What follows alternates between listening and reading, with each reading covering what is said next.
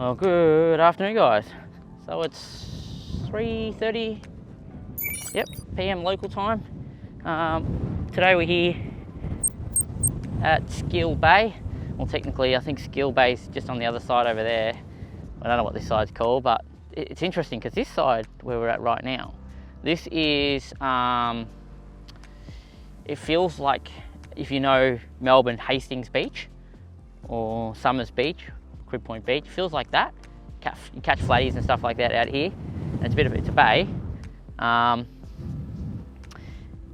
we came out here, which is about 40 minutes-ish from Streaky Bay in South Australia last night, because we're looking for a bit of a camp spot after a little ordeal that we had on the beach up there, where I got stuck due to bad choices, trying to rush things a little bit, running out of daylight time, trying to get to a camp so we can relax, and then end up getting stuck, which cost us another 1 hour.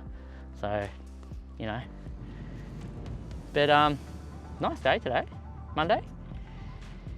And I don't know, I mean, if you made it this far, you've obviously caught up on a lot of the trailer problems that we've had on Wals car, and you've seen all the adventures we have in Cape Arid and Nesprint and stuff like that. So I hope you guys enjoyed the series. That's kind of more my point. This video edit series totally different, I know. What can I say? I tried to do it in a way where it's a low administrative effort for me. So I just pick up the phone and start filming, talking about stuff, doing some B-roll here and there, and just putting it in bits and pieces. So I reckon out of everything I recorded, you guys have seen about 1%. I'm not even kidding. But I did that so you guys can have very, very short viewership time. So you would have noticed every episode was around 10 to 20 minutes, some mostly varying around 15 minutes. I tried that so you guys can, you know, I value your time watching the stuff I put up. And I know travel videos isn't really what our channel's known for. It's more kind of a off-roading type content, but thought I'd try something different. So I can have a bit of a holiday with the family, see how the T-van goes, and give the Adventra a big haul trip, towing the 1.5 ton camper with you know, the family, and seeing how it kind of felt and how it looked. So I mean, you tell me. I mean, how did you find the episodes? I'd like some feedback on it, so it'd be really, really nice if you would take just a minute, just type in below if you've watched, even if you haven't watched all. I know like everyone doesn't have time to watch videos every few days, so I respect that, I understand that. But if you did watch a couple, let me know how you found them. Give me some feedback if you think that we could change something potentially. If you think that there's something on there that we could do better, you want to do a future one. I don't think I do a lot of these travel style videos. I think you'll see me doing these maybe once a year or twice a year max, and all our usual other content that we normally do at other times. Now I'm walking into the wind, so if this audio is crap now, I will just cut this part and go straight to when I get there. But otherwise, I'm actually decided to start using the Rode microphone, since I now realise I had the adapter for the iPhone. Had have I known that for Cape Arid, you guys would have probably had a much better experience with audio. Which I do think a lot of our issues on the channel at the moment are audio based. So hopefully I'll normalise that and get that kind of happening a lot better for you guys going forward. Oh, now that I'm out of the wind, we've literally, oh thanks, we've literally camped up here for 2 nights. First time I've actually been able to have a fire this whole trip, because for some reason in Western Australia you can't have fires. It's total fire ban from November to April, which is bizarre to me. And yeah, this is just our permanent setup for 2 nights really. We're just inventorying, seeing what we've got left. There is a video coming about all the negatives about this trip. Negatives about our setup, negatives about the Adventra. The kids even do a very, very short 3-4 minute review of their best 5 things, their 5 worst things about their setup. Wal will do one about his setup if he's interested. I don't know, I haven't asked him yet. I've redone ours, and you can get a good idea of what I've got to fix before our Queensland trip in April, and what things I don't know what I'm how I'm gonna fix yet. Some more people coming down driving on the beach. Oh, what the? I know. I've seen your car. No way. What's going on? How do I run into you guys here? We're here in SA, and they're actually local to us, about half hour down the road, and He just randomly drove up and he said, g'day, and I'm just looking at this bloke like, I don't even know what's going on here. What's the want? Wally. Michael and Michelle. What's going on, mate? How are we? Bit random, but... I've seen your cars and I thought, I know exactly who you are. So... You guys over on holiday, Yeah, 4 weeks. Anyway, guys, so they're over here for a 4-week holiday and they just randomly just drove up on the beach where we were camped and wasn't sure what was going on.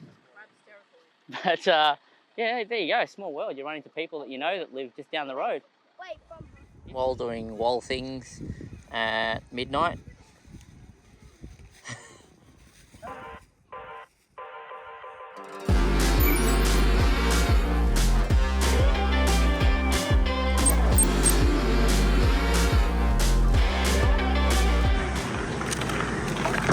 Hey, this looks better. There's actually people here. Like, there was no people on the other side. So this one makes it better.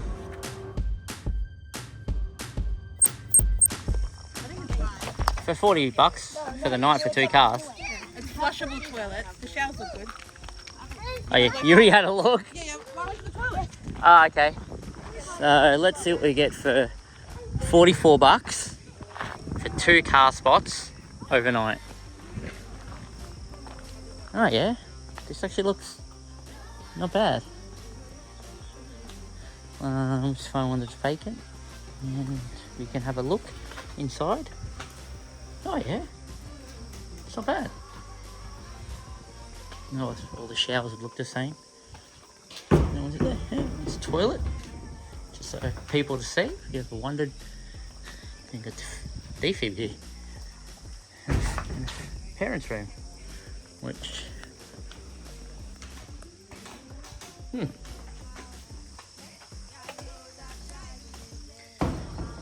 it's pretty good. Full on solar with batteries. Probably a gigantic lithium battery in there or something. This is not a house. This is a toilet.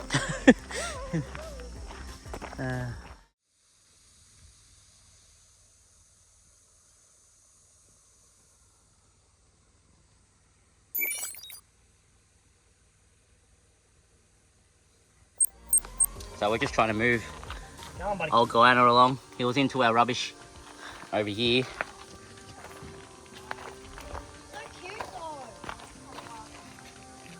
And he's looking at me in a weird way. Come on, off you go. It's so cute though. I know, but you stay away from the sharp claws. Oh. See how fast they move? Whoa, they go. And they go faster than that.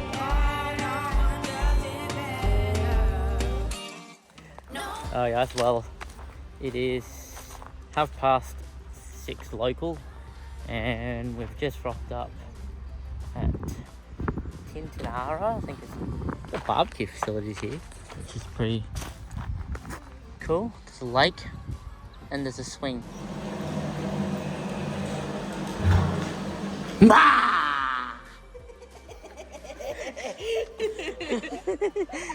Wait for me. Now, if you're ever wondering how I do all my footage, I run my drone and I run now a GoPro 12 and the iPhone you're watching off right now. I have a dedicated iPhone for the filming. I actually have another phone that I use for my regular calling, which is a Pixel 7. And I run an SD card system where at the start of my trip, all my cards will be formatted, all on this side. They're all 256 gig in size. And what I do is I use the blue ones for drone footage and I use the red ones for GoPro footage. As I fill them, I move them from the left side to the right side so I don't accidentally overwrite something on my trip. And every now and again when I get a powered site or I'm going to be staying somewhere for 2 nights, I will turn on my NAS, which is under there. I got 6 terabytes of onboard solid state storage, which is redundant. So if one drive physically fails, I won't lose all my data. There'll be a backup drive that'll kick in, and I've got a spare drive sitting in the Adventra should my backup drive fail. And then basically it gives me the ability to store all my travel stuff on my adventures. Now, this was just, I actually came to put a new memory card in the GoPro, which is why I got filming this. But this system here has been enough for me to do the whole of Simpson Desert, about 4 weeks of traveling, generally speaking. So I hope that gives you guys an idea of how I do stuff.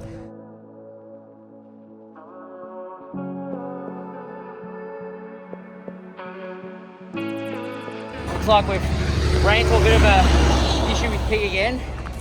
We're not too sure what's actually wrong with it.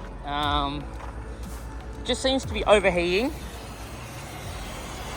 He was having some problems that's like oozing away. We're just gonna let that back off for a sec. We seem to believe there's an issue with the low fan's running right now. It's running. But it doesn't when it's at boiling point. I don't understand. So the low speed, that's actually running now. So before this, the low speed wasn't running, but it's actually running right now. I don't know if you can see that in the video. So we're a bit confused because when it was at warm temperature about a K back there, we pulled over to inspect it because it was on the red. This fan wasn't running, but the smaller one was. And then when the temperature dropped back down, we went for another drive. And now it's gone beyond. Well, I don't know what's going on on the temperature gauge. Come up with high temp warning. Yeah. As I was coming up over that last hill, and when we were coming up through the Adelaide Hills yesterday, it came up high temp. Once we got over the top of the hill, on the downhill it was fine. We didn't go through Adelaide Hills yesterday. No, also when we were coming up through Mount Pleasant. Yeah. So on the uphill it would heat up, but on the downhill it would cool down quickly. Yeah. So I figured coming over the hill, once I got to just coasting down at 100, it'd cool down. Except it didn't cool down, it just kept going up and up and up and up and up and up and up and red. Yeah. So we'll let this, my thinking right now to get around this, because we've still got about 500 Ks to go.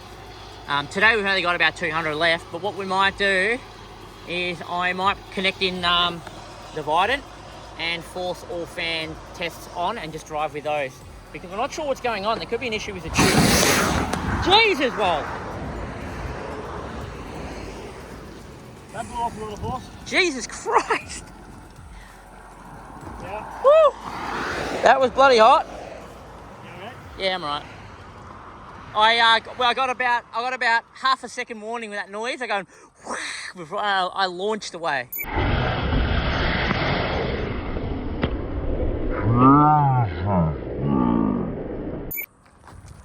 Well, it's depressurized now. Bit of coolant on my watch. It's depressurized now at least. It is. Don't worry, guys. We're not professionals. That's why I don't do what we do. They shouldn't have been under that kind of Yeah, so we'll You alright? Yeah, I got a handful of steam. Yeah, that could be very dangerous. You guys gotta be really careful with stuff like this, because when you're opening radiator caps or opening cooling systems when they're hot, the pressure underneath can actually give you 3rd-degree burns. They're literally that dangerous. So what we're gonna do is now that we'll let that cool down, because we can't put cold water into this, because we haven't got room temperature water, have we now? We've only got cold water, haven't we?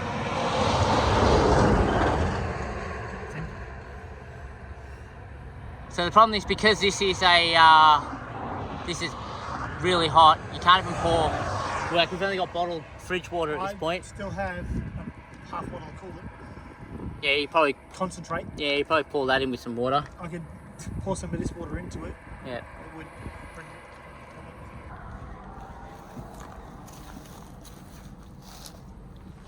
When we were at camp last, the water level was really, really low, and I couldn't get water out of it. But I'm actually wondering if I can get water out. Actually, grab me the coolant bottle.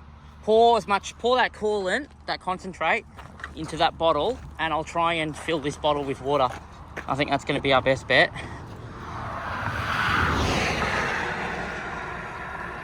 Just to try and get a dilution happening. So if I can fill that up, that's more than 50% diluted, yeah? In theory. Yeah. You need to bring... I don't know how much water we're going to get here, but we'll try.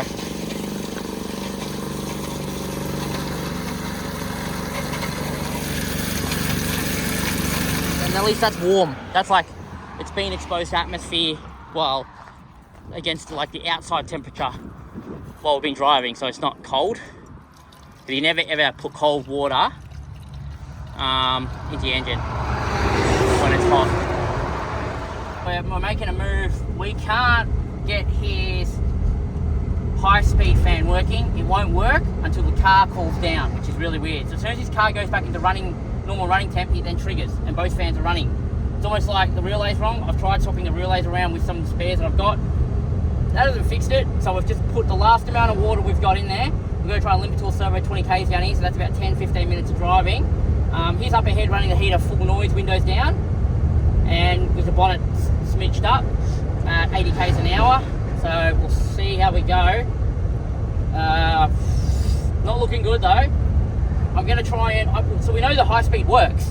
It's like the actual fan brushes and everything are working. So I'm going to cut the wiring, work out which is positive and negative, and then run it directly to his battery. So we've got some way to run that high speed permanently for now. If he kills it, that's... Is it not the same issue that you had with yours?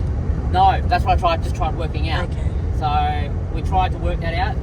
It's not. So we're just going to try and run it permanently. It's not the fuel cap issue? No. So we'll investigate. We'll give you guys an update. It's not a simple fix though, by the looks. There's no voltage coming through the source lines. As soon as I turn it on and it goes to on state, we're getting 12 volts, which means the high-speed fan is in fact actually already getting power. But what would happen if you did it wrong? I'd blow up his other fan, then he won't be leaving here definitely. Just go. I think that fan is definitely bung, as